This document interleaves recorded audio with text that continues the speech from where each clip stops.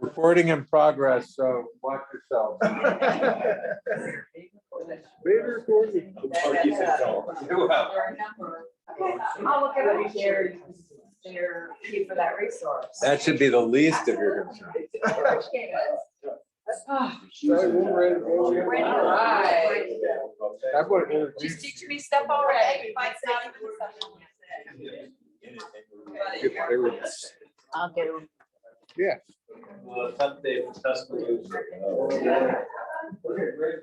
Oh, yeah, yes, sir. It's an exciting game though. Yeah, we had a young man from and we're the, Where am I? yeah. Mine and Jimbo? It's capturing what is on the screen and you basically. If you step over a little bit more, it gets you, that's about where it's capturing. Okay, I will see if I can stand in. Okay. Yeah. Okay, we will get started. So I have the privilege of introducing Sally Hurme. Sally and I have known each other for more than a decade through our service on the board at Stewart Hall in Stanton. And Sally is an alumna of Stewart Hall. So we're really fortunate to have her here this morning. Sally, beyond Stewart Hall, went to Newcomb College of Tulane and then went to law school at American University. Do you know that Newcomb College is named for Sophie Newcomb, for whom our rose window is dedicated here? No. Yeah, Really? yeah. Josephine Newcomb gave the money, but she also gave the money for this. What You know, was her connection? do you know Josephine Newcomb? Absolutely. Yeah, I mean, historically. she's a force. Yes. Yeah, but anyway, that's a little fantastic. connection. Yes. And you'll see that window because Sally's going to attend service. And that's because the first president of Tulane, I think, was a professor from Washington College. So Sally worked for many years for AARP, and she's an expert in elder law and author of best-selling books. And as last I understand, it's her latest book, second edition, is Checklist for My Family, which I believe is the bestseller among ABA books. And I never thought I would read a book that has AARP at the bottom and the American Bar Association at the bottom. That's a it. bestseller. This is a bestseller, which shows how great Sally is in explaining her work. Amen. So anyway, that's Sally, and just we look forward to what you have to present to us. Janet, the other Janet, thing can you is- hear okay? And the other thing is, while I was working for AARP, we lived in Northern Virginia in Alexandria, and I just so happened to go to Tuck's church. And so St. Luke's, Wellington was my home parish. Like for- across the street. For 45 years. I lived across the street from the church, and Tuck was the rector for the growing up of my children. And I think you baptized Maybe a grandchild. a grandchild. Yeah. Yes.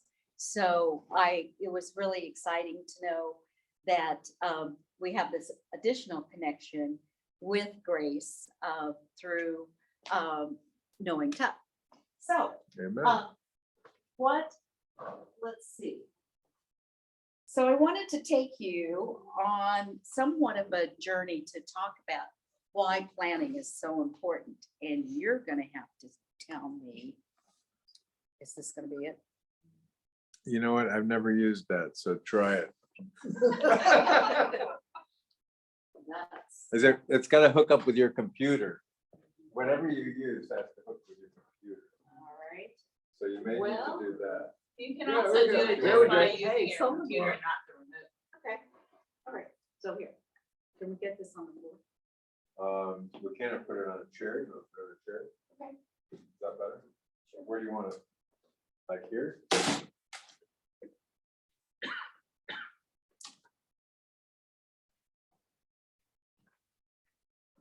The other thing is I can move the slides if you just. Let me see if I can. Nope, okay. You want me to do it?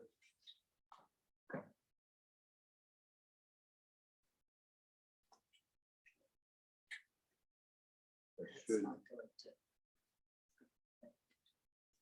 Moved it. Something happened. Yep, okay, so. I want to inspire you as to why it is so important to make a plan. Make sure that your family knows what your wishes are, and keep always in mind that if you want to stay in control, but if your family doesn't know what you want, what your wishes are, then they cannot carry out your wishes. And so it's important at your age, whatever that might be, from 45 on up, that you kind of get your life in order. You figure out what you have, what you want, and then do the extra steps that it takes to carry out that plan. Planning is a lot of fun.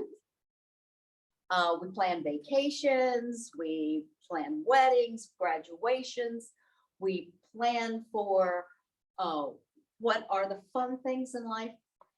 And we do that all the time. And you want to go on a vacation and you plan, well, how am I going to get there? What's my budget? Where am I going to stay? What activities am I going to do? How long am I going to stay? Well, planning for the future is basically the same sort of thing. You need to know what your budget is and what your goals are, what destinations you want to reach, and then how do you get there? So some of the not so fun things to plan for are, where am I going to live as I get older? What kind of financial arrangements do I need to make sure that my wishes are going to be carried out? What do I need to know about what my healthcare situation is and where I'm going to go with that? So some of these end of life things are not quite so much fun, but planning is really very key. It allows you to stay in control, and it's also a gift to yourself so that you recognize that you pick the people that you want to make decisions for you when maybe you cannot, and you determine what things you want them to do or not do. And then you also can make this a gift, not only for your own personal satisfaction that you've got things in order, but it's a tremendous gift to your family. Yeah. So we want to start with those important healthcare decisions that you need to keep in mind. We all, as we age, do get some sort of health issues, whatever that might be. But you want to determine who you want to make healthcare decisions for you and what decisions you want them to make. It's important as to what is the quality of life that you anticipate. What is what kind of healthcare treatment do you or do you not want? And what is your feeling about the feeling of pain? Do you have instructions? And have you had those conversations with yourself, with your spouse, with your family, with your physician? So once you have made that plan in your head, at least, it's important to put it down in writing. So there are two documents that you should have. Basically, anyone over the age of 18 should have a healthcare power of attorney. Now, you need to understand the difference between a living will and a healthcare power of attorney. A living will, which most people think they know what it does, is a specific document that is has significant limitations, although it is very important to have. The living will allows you to put down your wishes, your plan for your end of life care. It can only be used if you are unable to make your own healthcare decisions, and it is restricted to those life sustaining or life maintaining medical interventions, such as artificial nutrition or cardiopulmonary resuscitation, CPR, those sorts of things. You can say, this is what I do or do not want. It is restricted in that it only is a little tiny bit of healthcare decision-making that would be made. And the problem with it is that it's just a piece of paper. So there's no one there to interpret it or to advocate for it.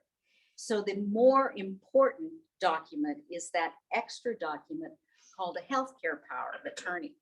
In a healthcare power of attorney, you pick who you want to make decisions if you are unable to make those healthcare decisions. And you can also set out in the healthcare power of attorney many more kinds of healthcare treatment choices that someone might have to make on your behalf. So it could be about surgery or cancer, chemotherapy, or some other kind of healthcare decision beyond just end of life decision making. So what a healthcare power of attorney does, it allows you to stay in control. It allows you to pick who you want to make decisions for you. It allows you to pick what kinds of medical treatment you want your healthcare agent to make on your behalf. And without a healthcare power of attorney, those decisions are going to have to be made, but you have no control over who is going to make those decisions. Now, in all likelihood, it's going to be your spouse or your family, but for those people, maybe your spouse is not the best person, maybe their health is not very good, maybe they're unable to make those decisions. So with a healthcare power of attorney, again, you stay in control, you pick the powers and you pick the who. And because those decisions are going to have to be made by someone at some time. I wanted to briefly talk about the difference between a healthcare power of attorney and all those various other medical orders that are different. A medical order is something that the doctor writes, and that directs the individual, the care providers, particularly in a hospital, as to what sort of treatment you do or do not want.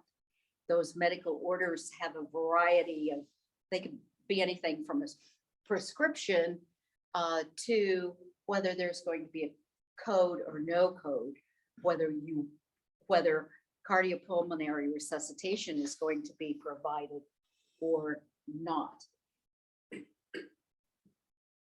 Those medical orders should only be entered if in compliance with your wishes, but before the doctor enters the order, they need to have someone that they talk to. It's you or it's your healthcare agent in entering those orders.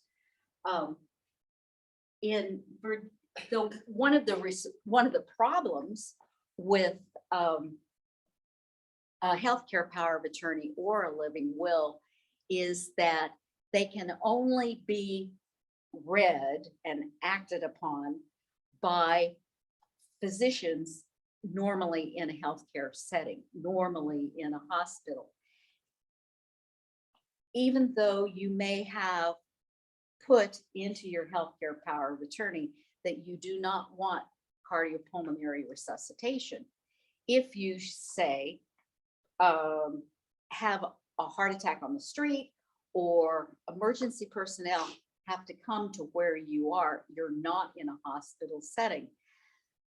Medical personnel cannot read, cannot follow, cannot act on the instructions that you put into your healthcare power of attorney. So that's why we have what are called out of hospital medical orders. It's still not your power of attorney, but it is an order signed by the doctor, which allows you to, the medical personnel, to act in accordance with your wishes and not perform CPR. The other document that is important, that is a medical order, is called a post in Virginia. And this is a complementary order to your living will, but it is when, for people who are critically ill, who probably have multiple diagnoses, and there's an issue as to what is your immediate care plan. And a post creates that plan for the very near term for critically ill persons. So there would not be, let's say, conflict between the cardiologist and the oncologist. It's a plan for your care. It's a special statute in Virginia that allows for this supplement to your living will for immediate treatment. And the cool thing about it is that it's transportable. It should go from the hospital to the nursing home, to the emergency room, particularly for those people who have multiple critical medical. You don't need a post if you're here today. So the other things that you need to plan for: are you an organ donor? Do you want to be an organ donor? Virginia has a registry of those people who wish to be an organ donor. On your driver's license, you can have a little symbol that says that you are an organ donor. It's a good idea to have something in writing as to what organs do you want donated. Your skin, any of your body parts, your corneas. There's lots of different kinds of ways you can sustain someone else's life. Do you or do you not want cremation? What do you want your disposition of your body? Do you have a deed to a cemetery plot, or a contract for a mausoleum or a columbarium? What do you want your family to do with your body once you die? And where do you want to be buried? Do you have a choice? If you don't, now is a good time to make that plan. Where do you have a family plot? Does somebody know where the deed is? Where is it? Is it here or someplace else? Another thing you might want to do while you're planning is write your obituary, or at least lay out those important things to you that you want to make sure are carried out as part of your wishes, as well as are there special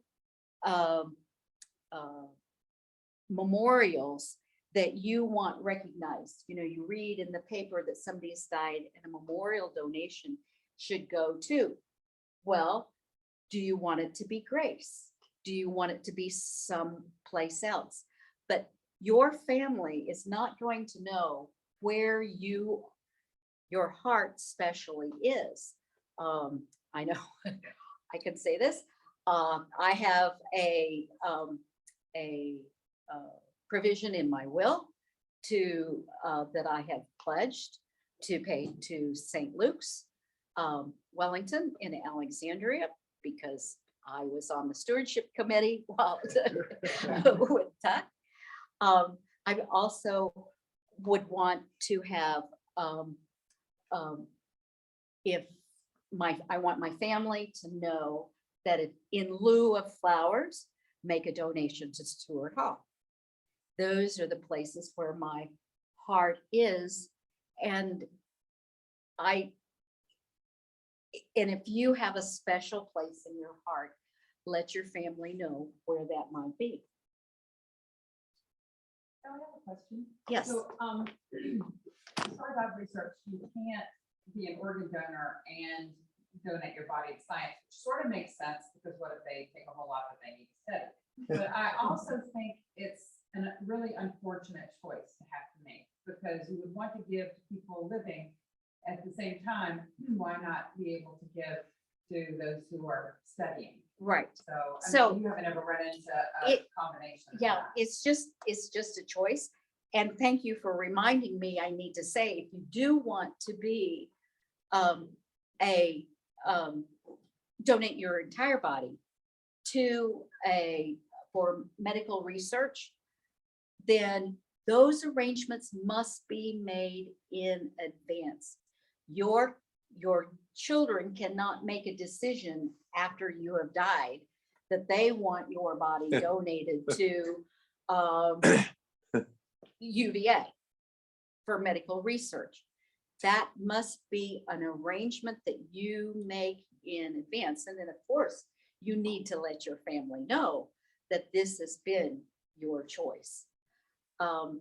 And there is, and I have it in my book, I can't remember what the website is right now, but there is a place online where you can go to find out those institutions, hospitals or research facilities that are interested in receiving whole body donations.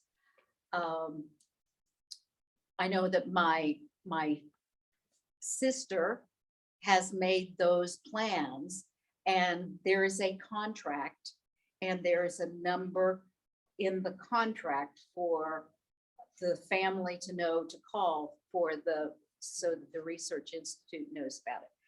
But again, if that is your plan, you must do something about it in advance. And also thinking about cremation, you can sign a consent for cremation ahead of time, or appoint the individual in your family that you wish to give consent for your body to be cremated. Sally, if you give your body to UVA, what happens with it once they're finished? Yes. Can that be cremated? Yes, Generally, yeah. absolutely. Yes. So under returned to most, the family. it varies from institution to institution, but the institution will normally come pick up the body or have the funeral home transport the body to the institution. They will cremate your remains for free and will deliver the cremains wherever you wish afterwards. And it's normally totally free. Yes. Is it possible, sort of talking about where Susan goes, to have any organs taken that need to be taken, then go to science, then? It's going to be up to the Research Institute and the contract that you sign with them. I haven't found it yet, but if you find one, let me know. Yeah. Another question, with the DNR, if you're found on the street, how do they have access to that information? They don't. The first responders do not do, unless you have an out of hospital DNR. Which is located where that they would. have You access? tattoo it on your forehead. Actually, So you can get a bracelet. you get a bracelet. Okay, You get a bracelet that says that you have an out of hospital DNR. okay. And there is then a registry in Virginia of those out of hospital do not resuscitate orders. My father had a, I don't know if it was a form, but it was a piece of paper, like bright colored paper hanging on his refrigerator. Yes, that was a said it. post. So, It was probably a post. no, No, it wasn't. no. No, but he had an out of hospital DNR? Yes. Yep. So, yeah, This was Colorado. So. okay. Right, and, Well, my father did too, he had a thing next to his bed that said DNR, but found on the street, Right. where you're not carrying that around. right, then that's the issue, and that's why the out of hospital DNR is On a bracelet. important, in a bracelet is important to have. And then you're in a registry, and the first responders then know to look at your bracelet and find out that whether you have what medical provisions you have. Also, another thing to plan for, how are you going to pay for your funeral?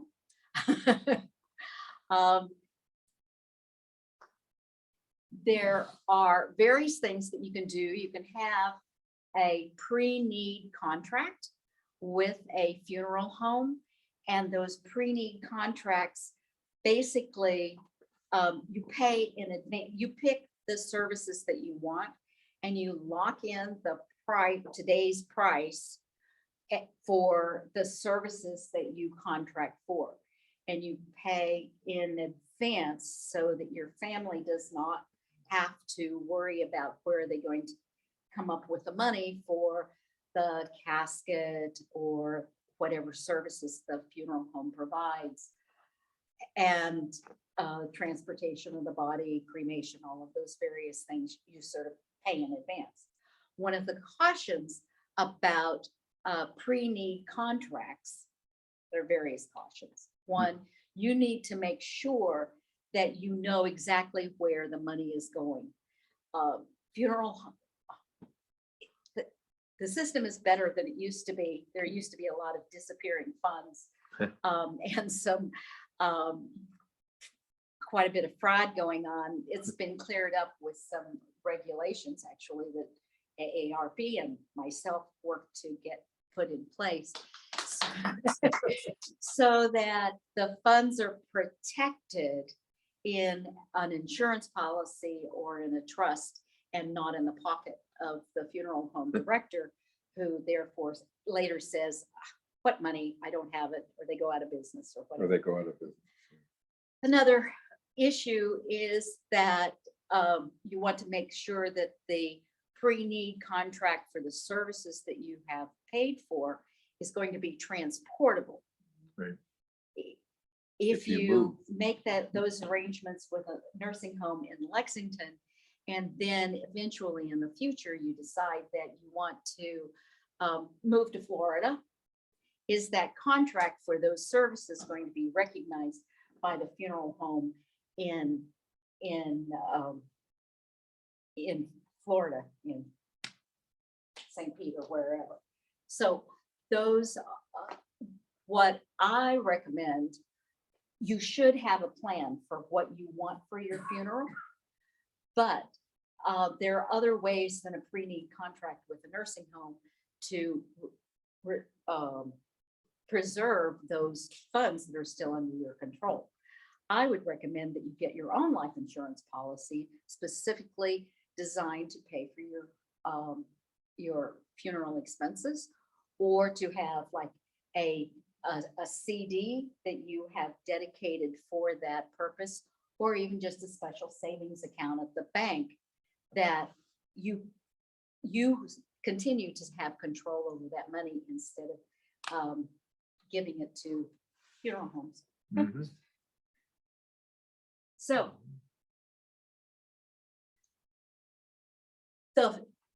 you've made all these plans, but let's put it down in writing. And I call this just a letter of instruction. In the letter of instruction, it doesn't have to be formal. You don't need to go to a lawyer to do it. You can write it out in hand. All you need to do is be sure you date it and sign it.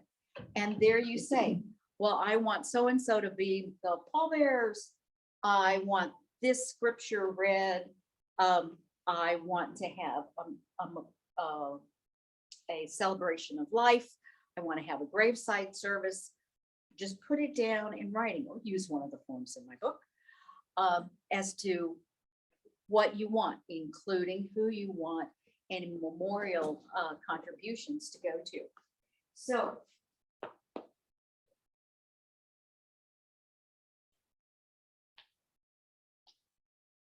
that setting aside the healthcare stuff, let's move on to perhaps to the financial issues.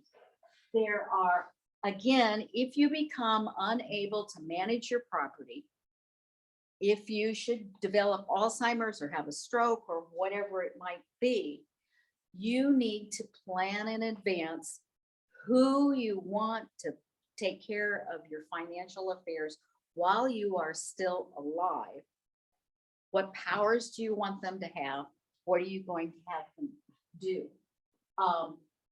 So also, not only is that about your personal life, but it's also about your financial life. Who do you want to make decisions about managing your property while you are still alive? So before you die, this is the document that you need, which is a financial power of attorney. Again, it allows you to stay in control. You pick who you want to make the decisions. You tell them what you do or do not want them to do. And you can change it at any time that you want.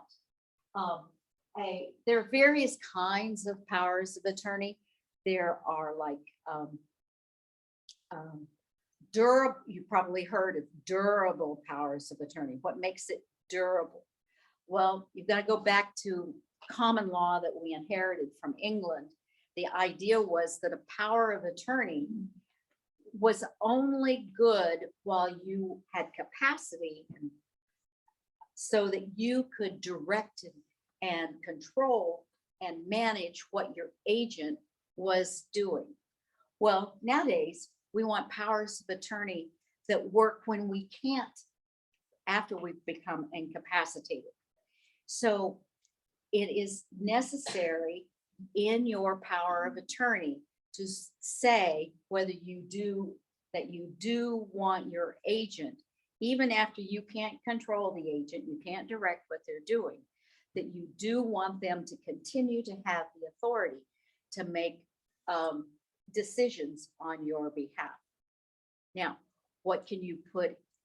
There are also, okay, the other kind of thing you have to, about powers of attorney, typically a common law, ordinary, more business-like power of attorney, it starts when you sign it and it ends when you become incapacitated. With a durable power of attorney, you can extend the life of the authority of the agent to act until you die. With a springing power of attorney, it changes that normal range of life of the power of attorney. And you can say, instead of it becoming effective when I sign it, I want to wait until some event in the future. And we call that a springing power of attorney. It springs into effect at some point other than the moment that you sign it. So durable powers of attorney extend the life of a power of attorney. A springing power of attorney shortens the life of the power of attorney. So it fits right where you want it. I only need a power of attorney after I have become incapacitated. But once I become incapacitated, I want my agent to continue to act. Most powers of attorney, you have that choice. Do you want to wait till your agent has authority? Do you want your agent to continue to have the authority to act after you become incapacitated? So why do you want a financial power of attorney? You pick who will make the decisions for you. You can say, I want you to sell my house, or I don't want you to sell my house. I want you to pay my taxes. I want you to manage my insurance issues. I want you to have access to my bank account. There are a wide variety of things that you can give your agent power to do. But your agent can only do those things that you have said you want them to do. You can give them wide powers or you can give them very limited powers. It's your choice. If you don't have a power of attorney, if you've not selected someone who is going to be making decisions for you, after you become incapacitated, after you're ill, after you get dementia, someone's going to have to make those decisions. It depends on who's available to make those decisions and what authority do they have.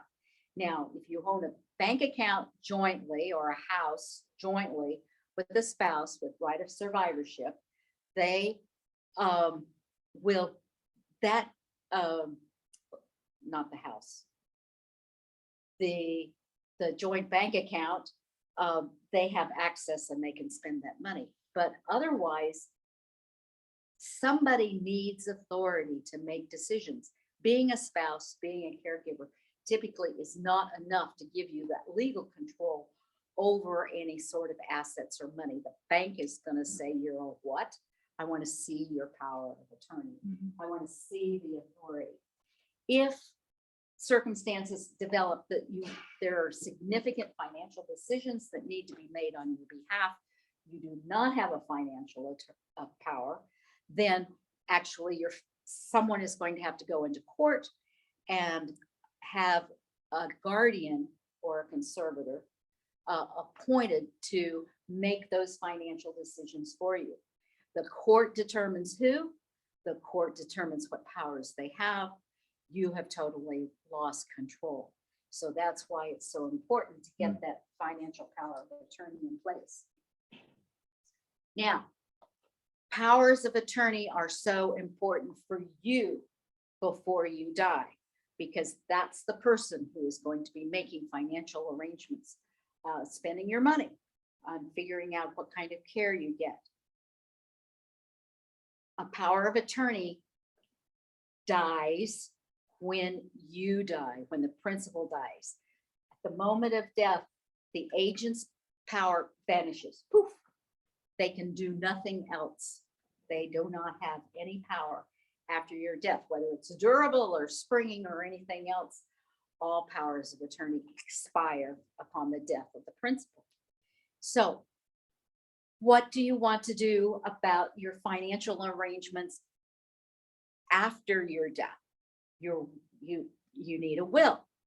Your will, again, allows you to pick what powers you want, what arrangements you want, who you want to, who do you want to be your executor? Who do you want making those decisions about your financial affairs after you die? You also have the opportunity in your will to do many more things than would happen automatically to your estate if you don't have a will. Property that you own jointly with someone else will automatically transfer after your death to the other named person in that document. So if you have a deed to your house that is joint with your spouse will automatically inherit that house. It doesn't matter what you say in your will. A joint bank account, a joint brokerage account will automatically transfer to the other party that is named in that document. So the will is what you use to distribute all of your other property that you have not either like designated a beneficiary on a life insurance policy, the person that you've named as the joint owner of your house or your brokerage account or your bank account. those things pass automatically. The will is for anything else that you own. If you don't have a will, don't worry. The state has come up with a plan as to how your property will be distributed. It's It usually doesn't go to fair. the state, but it goes to your blood, your next of kin. And the statute of intestacy, which means you don't have a will identify who is the closest blood relative that you have. And first it goes to your spouse and then to your children. And if no children, then to your parents. And if no parents, then to your siblings. And if no siblings, then to their offspring. So it just depends on what your family tree looks like, who's going to get your stuff. Now, if your parents are dead and you And don't it's have, per stirpes usually for, yeah, for right. if you have multiple children. You have, yeah, it all lays out what happens if there's an adopted child or an illegitimate child or their stepchildren. It all sort of lays it out, but it's what the Virginia legislature in 1842 thought was the right way for money to be distributed. With a will, you can do anything you want to. You can delay how long you want, what you want to go to whom. And one of the key things about having a will versus not having a will is that the state legislature didn't ever think about whether there were other people or entities that you wanted to leave money to. And that is a will is the only way you can make a gift to Grace or to VMI or to WNL or to Stewart Hall or, you've got to have a will that will identify how you want your money distributed that is not according to the ordinary plan. What time? 10:30? 15 minutes. Okay, Yeah, all right. 10:15. The one Okay. thing I will say about wills, having worked with financial assets over time and bequests to institutions, is family members can often get greedy, and they can also think they know best what their parent wanted to do, or if no, their children, best friends may think best. But ultimately, I've seen in so many cases, the will directs very clearly what the person's wishes are, and that's a steadfast rule to make sure that those assets are distributed as intended, not as someone coming in after death thinks they knew about. Right, yeah, and along that same line, fairly distressing, but a friend of the family died last week. And I happened to, I wrote the person's will, and they were very explicit about what they wanted done with their various assets.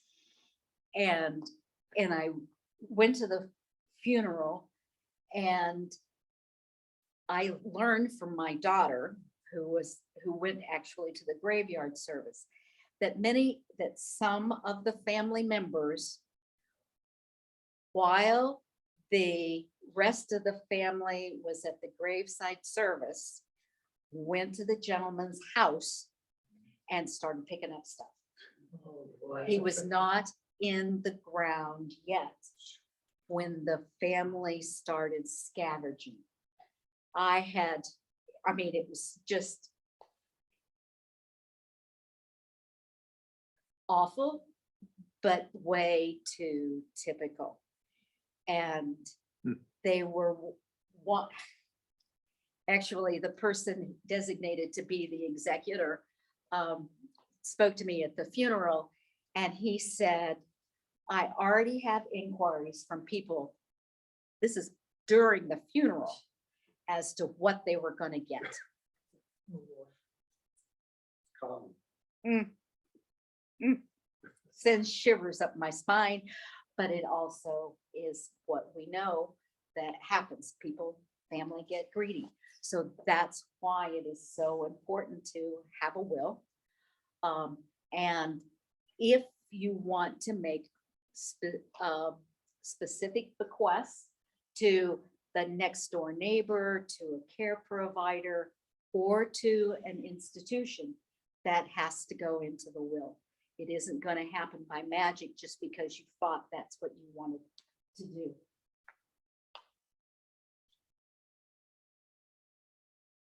So again, with a will, you stay in control. You pick the person that you want to make those decisions. You pick the powers that you want. You tell your executor what you want them to do, that you want to bequest to Grace, that you want the necklace that you got from to your granddaughter, whatever arrangements that you want to make. And so let's say you have a will and you should review it from time to time. Make sure that it is still current, that there haven't been deaths in the family or births in the family or change of sentiment about what you want to do. And if there is something that you want to change, we call that a codicil. A codicil is really just an amendment to your will. It is imperative that you do not strike out anything in your will. If you want, do not make any handwritten changes after you've signed it. That puts the whole will into question, and it puts your entire estate, basically, no matter if you had this elaborate plan, it's more likely to go into intestacy, and your will would be considered void. And that is a horrendous thing to have happen. So use a codicil if there are amendments that you want to make to your will. And it should be prepared and signed in the same formality as your will. Just writing out, I want to change my executor from Fred to Sam, and attaching that to your will is not going to work. It still has to be notarized and witnessed and signed, and that same formal formality in executing.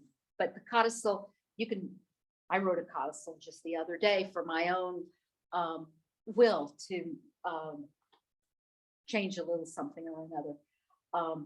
It's easy to do, but I want to emphasize the importance that if you do have a will, that you review it from time to time. I'm a lawyer. My father is a lawyer. I should know better. But I named my father as the executor to my will, very likely story, but then he died. And it was 2 or 3 years before I recognized that I needed to name a new executor. So here I am with a very defective will, and I hadn't done anything about it. I cured that. And with a codicil, you can make a bequest that you have not thought about before. If you want to make a bequest to Grace, the codicil, and it's not in your current will, then a codicil is the way that you can say, I want these stocks or this amount of money or this percentage of my estate to go someplace other than where I originally put it in the will. So there's another legal document that is not as well known, but this is my second letter of instruction. And this is, what do you want done with your stuff? It's not the big stuff. It's not the bank account, the house, the property, the brokerage account, the big things. It's the little stuff. It's all that other stuff that is so important for you to designate who you want to get what. And unlike a will that has all these formalities of what you can do with it and how you sign it and get it notarized and witnessed. This letter of instruction about personal property can be handwritten. It should be signed and it should be dated. But this is the document where you say that you want your historical, you want this piece of furniture to go to one member of the family, and you want the pottery collection to go to somebody else, and you want your wedding ring to go to your grandson. It's those all that other stuff that is important. Who do you want to get the photograph albums? Who do you want to get the family portrait that's hanging on the wall?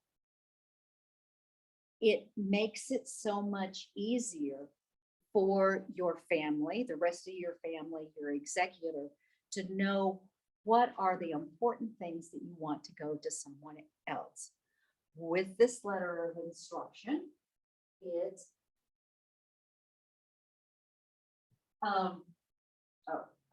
with a letter of instruction, you can save all those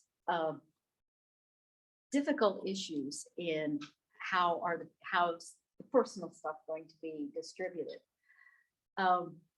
There are other ways other than a letter of instruction. I highly recommend that, but I want to throw out when there isn't a letter of instruction and you've got a house to disassemble. Personal story. My husband's family lived in New Hampshire and they lived in a great big old farmhouse with a 3-story barn attached to the house. They'd lived there for 40 years and they hadn't thrown away anything. It was a nightmare, but the way, and there were 3 kids. So what do you do when there is no letter of instruction? There's stuff in the house that has to go somewhere besides to the dump. So what we did, we passed out, we had these little stickers, and each kid, the elder son, the daughter, and the younger son, each had their own colored sticker. And we drew straws as to who was going to go into the first room. And they got to put as many of they only had a certain number of stickers, but they could put their stickers on the things that they wanted. And then the next person put their stickers on, and the next person put their stickers on in the living room. And then we go into the dining room, and whoever had first choice now gets last choice. And so they could put their stickers on the things that they wanted. And then go on to the bedroom. And when you ran out of stickers, you ran out of choices. And you could you could also swap, it took about 2 hours, but that sort of got the little things to the right person. And it worked. So the other document, got 5 minutes? Okay. The other document that you've probably heard about is a trust. And so what is the difference between a trust and a will? In many characteristics, a trust is like a will in which it can speak after your death about what you want done with the property that's in the trust. So it can be a testamentary document. It can identify those things that you're not covering in your will, you cover in your trust. But the other important thing about a trust is that it can also be used while you are still alive. Unlike a will only speaks after your death. If you wish You can have your trust speak before your death as well as after your death. You need to understand that a trust has three parties to it. There's the person who creates it, called the settlor or the grantor. There's the person that the settlor or grantor selects to be the administrator of that trust.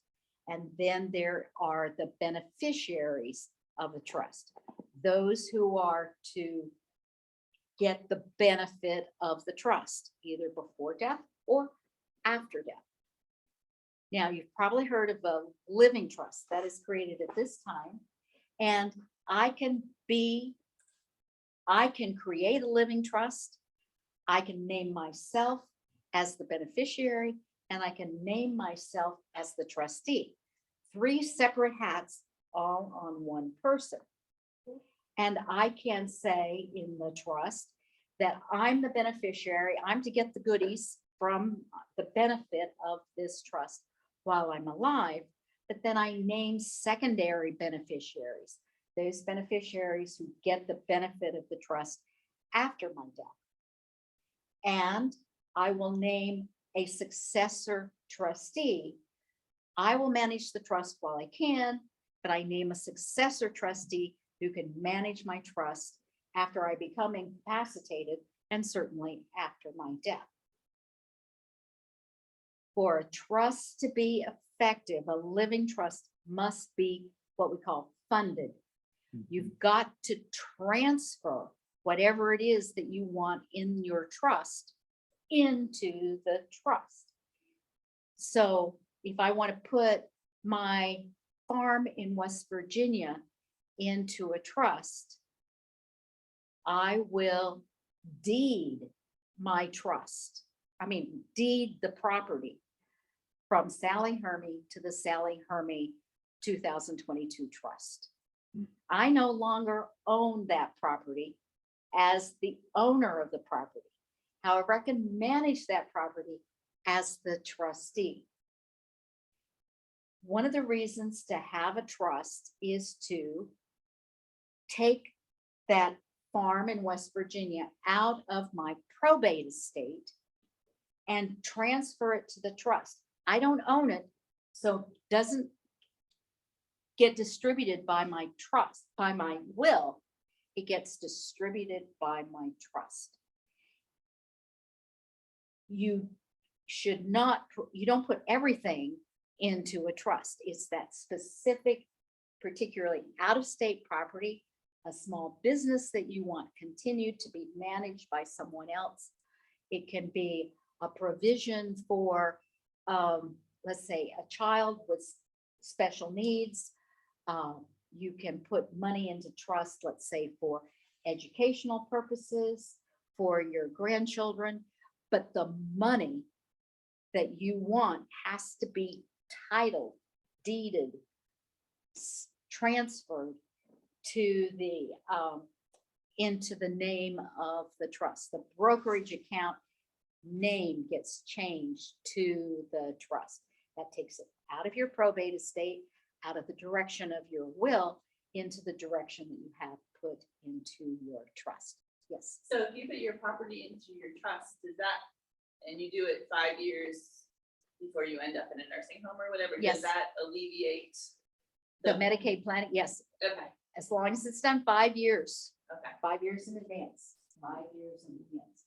So you can, so with a trust, you stay in control, you pick who you want to be your trustee, you determine what powers you want your trustee to have, you give instructions to the trustee that this money is to go for scholarships to my grandchildren. The trust goes upon my death to W&L. You can do all sorts of things with the trust. You give the instructions. If you don't have a trust, your assets are going to be distributed through your will. Or if you don't have a will, your assets are going to be distributed by the state legislature's magical plan. So time's up. I hope that this has given you some idea what planning is not a four-letter word. If you've heard any theme through this, by planning in advance, you stay in control, you pick the person, you pick the powers, and you are in charge. And not only are you in charge, you've relieved your family of many questions, ponderings. What do you want done with your personal property? What kind of healthcare decisions do you want? What kind of quality of life do you anticipate? And it's for your family as much as for yourself. So Thank you. Getting applause from the members as well. Well, thank you, Sally. It's wonderful. I really encourage you to get some of these books because these are very helpful guides to help you think about. There are so many issues that this morning, but things like family photographs, making sure you review family photographs and put the names on the back of the photographs to help future generations know who those individuals are. Things like, a well, list of your passwords. the passwords, list of passwords, and also family history. I mean, you have very specific family history knowledge that will be important, we hope, to future generations. So just make sure that those items are covered. Thank you, Yes, Sally, sure. for being with us. Thank you, Sally. And, okay, so who here has a birthday in October like I do? Well, very good. Thank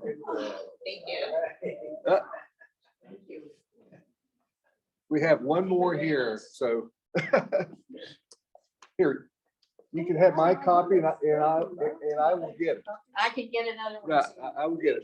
Okay, All right. great. And Sally's going to join us for service. Yes, okay. Very fine. Great. Thank you, Sally. Bye, Greg and Janet. I'm ending this meeting. Okay.